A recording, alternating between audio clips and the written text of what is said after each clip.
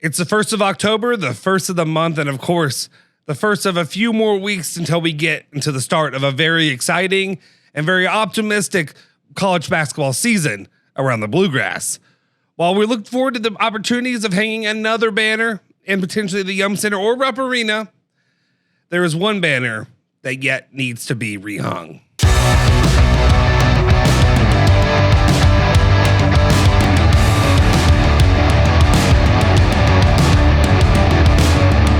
What's cooking? Welcome back into another edition of Now We Can Talk Like Fans. My name is Justin Soforo, and of course you're watching this over on ESPN Louisville Plus. If you haven't already, join us, become a part of this channel, like the channel, subscribe to the channel, most importantly, like the video, and of course go over to Now We Can Talk Like Fans over up here at the top. You can subscribe to my personal channel there. We'll have some different content on each of these. Without any further ado, let's just get into it. Let's get into the topic of the day, which of course is one that permeates over the last decade or so with everybody, every red-blooded, yes, red-blooded as in UofL fans that we've been dealing with since we celebrated, it feels almost ever since the day we celebrated the winning of the national title. Shortly after, 2 years later, all hell broke loose with the news of one Katina Powell, her claims in her sketchbook or whatever, and everybody believes it. Everybody, whatever, went all in on it, and banners came down. Titles were taken.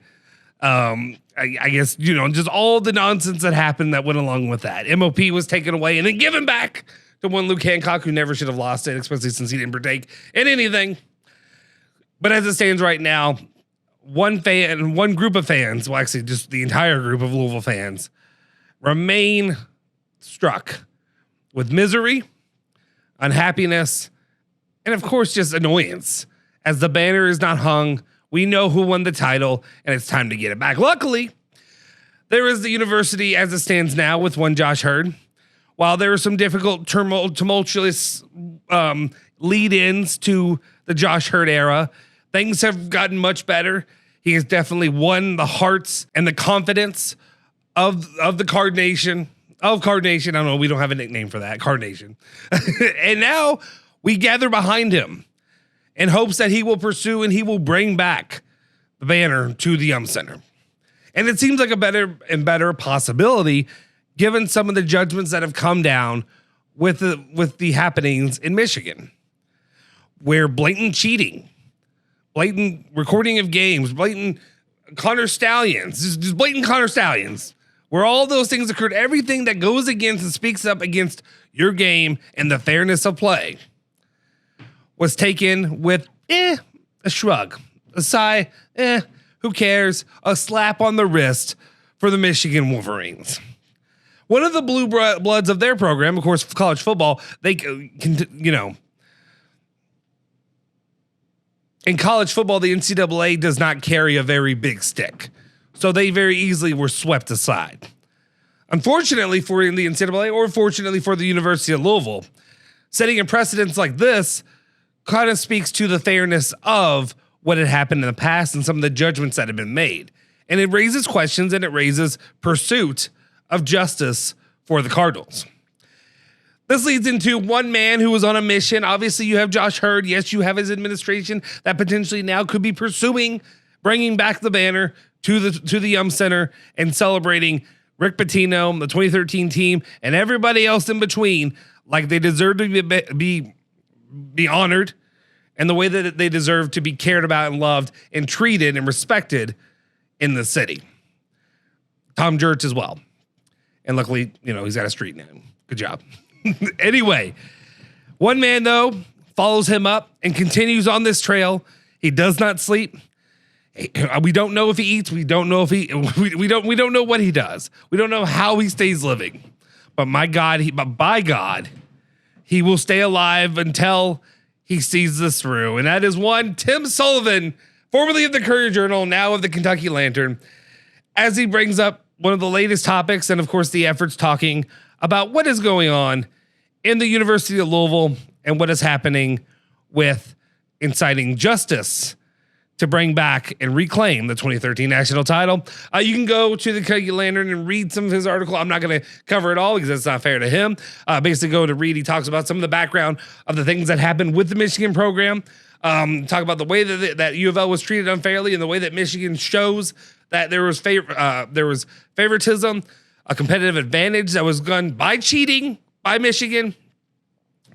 And then he talks about some of the particulars that are happening with the University of Louisville and exactly kind of how Louisville may still be going about it. One of the more important parts that I wanted to point out was that though Baker, the NCAA president, had initially insisted that no one believed that Michigan didn't win the national title fair and square, the Committee on Infractions found evidence of 52 games at Michigan that involved future opponents of Michigan that had improperly been scouted and concluded that those efforts likely provided a competitive advantage, and the true scope and scale of the scheme, including the competitive advantage it conferred, will never be known due to individuals' intentional destruction of materials and information. So you want to talk about one that completely dug in and said, bleep you to the NCAA, put both birds high in the air. And then one program that tried to be good. One program that tried to I don't know if the terminology is come clean, but one that just is kind of sit in it and take it with the hope that the punishment would be a lesser sentence and that they'd be able to hold on to their banner. Unfortunately, it seems that it's very clear at this point, years later, a decade later, that the only way to deal with the NCAA is to put it on the table. Both birds high in the air, it on the table, and take them to court. At this point, that's the way you handle it. Fortunately, though, people have changed, time has changed, and we are looking at a different NCAA, different individuals, maybe some people that'll see things differently. One thing we do know, though, is from Tim Sullivan, is that they had put in an open records request about the recent correspondence related to the vacated 2013 title. Sherry Pawson, who is UofL senior compliance officer, reported that there were no responsive records when searched for the vacated 2013 title with any emails or anything like that, any kind of communications. One thing I will say, obviously, and I think they touch on it later, Josh Heird and the administration are very smart. You would never. This is like being in political office. You don't put anything in paper you don't want out there.